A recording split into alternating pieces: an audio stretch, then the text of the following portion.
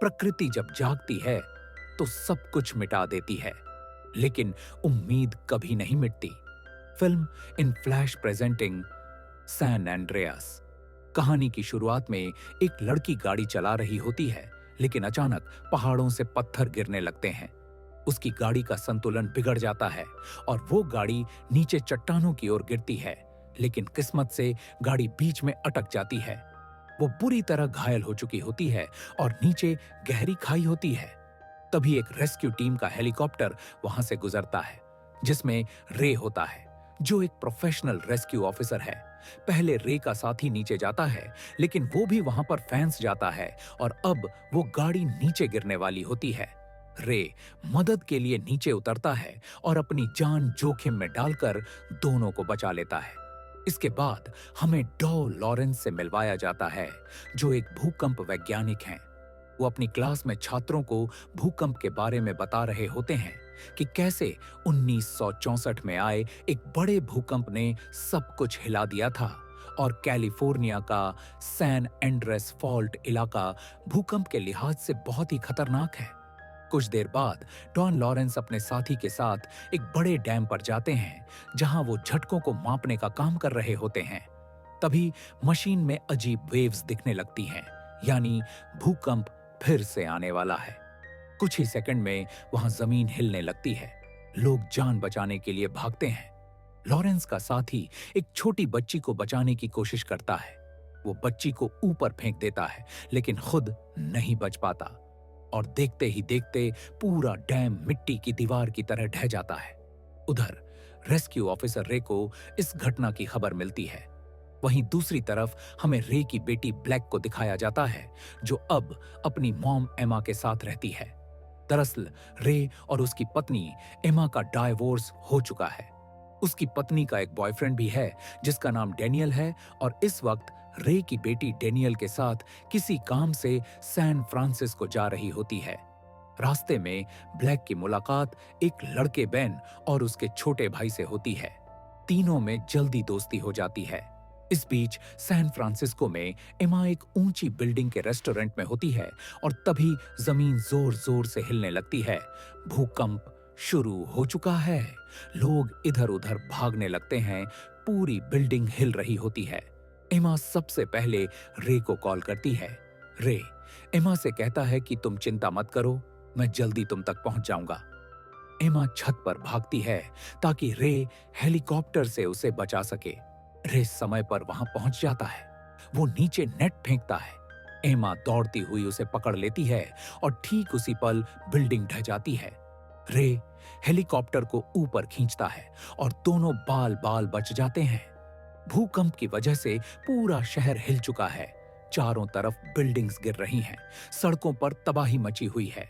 San Francisco में black Daniel के साथ पार्किंग लॉट से गाड़ी में निकलने की कोशिश कर रही होती है। तभी जमीन फटती है और उनकी गाड़ी वहीं फंस जाती है। डेनियल पहले खुद बाहर निकल जाता है, लेकिन ब्लैक गाड़ी में फंसी रह जाती है। डेनियल उसे निकालने की कोशिश करता है, लेकिन निकाल नहीं पा रहा होता, इसीलिए मदद लेने के लिए जाता है। बाहर पहुंचकर उसे एहसास होता है कि पूरा शहर टूट रहा है, लोग मारे जा रहे हैं और वो डर कर खुद की जान बचाने के लिए अकेला भाग जाता है। इसी बीच ब्लैक अब भी गाड़ी में फंसी होती है। तभी वहां बेन और उसका छोटा भाई पहुंचते हैं, वही लड़के जिनसे ब्लैक की पहले मुलाकात हुई थी। बेन अपनी जान जोखिम में डालकर ब्लैक को गाड़ी से बाहर निकाल लेता है। तीनों वहां से निकलते हैं और सुरक्षित जगह की तलाश में आगे बढ़ते हैं। ब्लैक अपने पापा रे को फोन करती है। वो कहती है कि पूरा शहर बर्बाद हो गया है। रे उसे हिम्मत देता है और कहता है, चिंता मत करो, मैं तुम्हें ढूंढ लूंगा, तुम बस ऊंची जगह पर चली जाओ।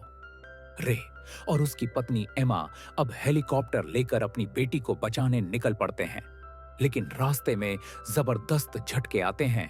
उनका हेलीकॉप्टर भी एक बिल्डिंग से टकराकर क्रैश हो जाता है।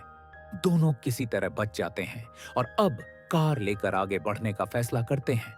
सैन फ्रांसिस्को की तरफ बढ़ते हुए रे देखता है कि सड़क बीच में से टूटी हुई है। एक गहरा गड्ढा बन चुका है। कार से आगे जाना नामुमकिन है। तभी वहां एक बुजुर्ग आदमी आता है और पूछता है कि क्या वो मदद कर सकता है। रे बताता है कि उसकी बेटी सैन फ्रांसिस्को में फंसी है और उसे किसी भी हालत में वहां पहुंचना है। वो आदमी मदद के लिए उसे अपना प्लेन दे देता है। रे और एमा प्लेन से उड़ान भरते हैं और सैन फ्रांसिस्को की ओर निकलते हैं, लेकिन वहां पहुंचकर देखते हैं कि पूरा शहर मलबे में तब्दील हो चुका है और एयरपोर्ट पर उतरने की कोई जगह नहीं बची। साथ ही प्लेन का फ्यूल भी खत्म होने वाला होता है, इसलिए दोनों पैराशूट की मदद से नीचे कूद जाते हैं। नीचे आने के बाद रे दोबारा ब्लैक से संपर्क करता है और उसे कहता है, स्टेडियम की तरफ निकलो, मैं वहीं मिलूंगा। लेकिन अब रास्ते सब टूट चुके हैं और ब्लैक के पास पहुंचने का एकमात्र रास्ता बचा है, पानी का रास्ता। रे और एमा अब नाव लेकर अपनी बेटी ब्लैक को बचाने के लिए पानी के रास्ते से निकलते हैं। दोनों तेजी से आगे बढ़ रहे होते हैं। तभी उन्हें एहसास होता है कि सामने जो बादल जैसा दिख रहा है वो असल में एक विशाल लहर सुनामी है। अब पीछे लौटने का कोई रास्ता नहीं बचा, इसलिए बाकी लोगों की तरह वे भी लहर की तरफ नाव बढ़ा देते हैं। कई नावें बीच में ही डूब जाती हैं, लेकिन रे अपनी पूरी ताकत से नाव को ऊपर की ओर ले जाता है और किसी तरह सुनामी की लहर को पार कर लेता है। उसी वक्त एक विशाल कार्गो शिप उनकी ओर आता है, जो लगभग उनकी नाव को कुचलने वाला होता है। रे तेजी से नाव को मोड़ता है और बाल बाल बच जाता है, लेकिन शिप के ऊपर रखे भारी कंटेनर पानी में गिरने लगते हैं। उन्हीं में से एक कंटेनर गोल्डन गेट ब्रिज पर गिरता है, जहां डेनियल भागने की कोशिश कर रहा होता है। कंटेनर उसके ऊपर गिरता है और वहीं उसकी मौत हो जाती है। अब पूरा सैन फ्रांसिस्को पानी में डूब चुका है। चारों तरफ तबाही और चीखें हैं। दूसरी ओर ब्लैक बेन और उसका छोटा भाई एक ऊंची बिल्डिंग में फंसे होते हैं। पानी ऊपर तक पहुंच चुका है, इसलिए वे ऊपर की मंजिल पर चले जाते हैं, लेकिन वहां भी रास्ता बंद हो जाता है। इसी दौरान रे और एमा उसी इलाके में पहुंचते हैं जहां उनकी बेटी फंसी है। ब्लैक उन्हें देख लेती है और आवाज भी लगाती है, लेकिन दूरी ज्यादा होने के कारण रे और एमा उसकी आवाज नहीं सुन पाते।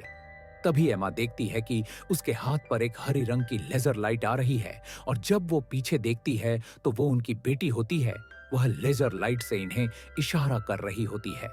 यह अपनी बेटी को जिंदा देखकर खुश हो जाते हैं। तभी अचानक एक और लहर आती है और पूरी बिल्डिंग गिरने लगती है। ब्लैक पानी के अंदर फंस जाती है। रे अपनी जान जोखिम में डालकर पानी में कूद जाता है और बेटी तक पहुंचता है। बाहर से बेन कांच तोड़ने की कोशिश करता है, लेकिन वो बहुत मजबूत होता है। तभी एमा नाव को तेजी से उसी कांच की दीवार से टकरा देती है, जिससे वो टूट जाता है। रे ब्लैक को बाहर निकालता है और नाव पर लाकर उसकी जान बचाता है। कुछ देर तक ब्लैक बेहोश रहती है, लेकिन रे उसे सीपीआर देकर फिर से जिंदा कर देता है। तीनों नाव पर सवार होकर तबाह हुए शहर से निकल जाते हैं। धीरे धीरे पानी शांत हो जाता है, भूकंप रुक जाता है और आसमान साफ दिखने लगता है। रे और एमा अब साथ खड़े होकर गोल्डन गेट ब्रिज की ओर देखते हैं, जहां एक अमेरिकन फ्लैग लहरा रहा होता है, उम्मीद और नए शुरुआत का प्रतीक। उनकी जिंदगी दोबारा जुड़ चुकी है। जैसे शहर फिर से उठ खड़ा होगा, वैसे ही उनका रिश्ता भी। और इसी के साथ सैन एंड्रेस की कहानी यहीं पर खत्म हो जाती है। अगर वीडियो पसंद आया हो तो लाइक और शेयर जरूर करें। ऐसी ही शानदार मूवी एक्सप्लेनेशन के लिए सब्सक्राइब करें। अगली कौन सी मूवी एक्सप्लेन करूं? कमेंट में बताइए। मिलते हैं अगले वीडियो में। नमस्कार।